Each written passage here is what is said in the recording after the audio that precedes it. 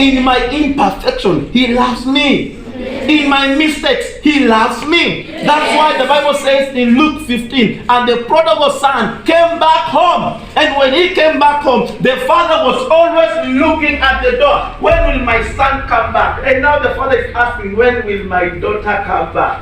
When will my daughter come back? For how long will you stay away from your father? There is one thing that you need to do for the father.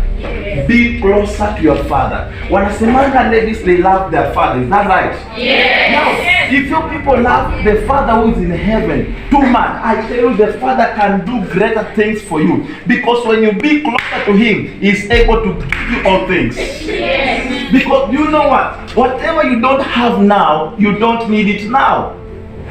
For example, do you need a husband now? No. Do you need a car now?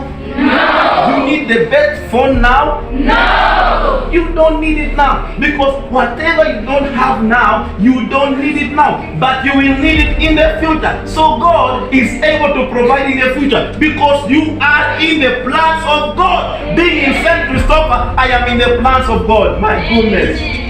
I should not sit down and say, I wish I could be in Alliance Girls. I could have performed better. No way.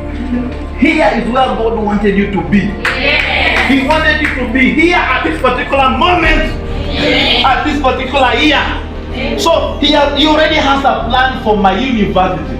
I can imagine God sees you and he sees KU, Kenyatta University. When he looks at you, he sees Harvard University. But the problem is that you are far from him for him to communicate to you. You don't know, because the reason why you feel like you are not able, you are not capable, you don't have the potential to do your exams and pass well, is because you are not far, you are not closer to him. When you are closer to him, he will tell you, my daughter, you can do it in mathematics.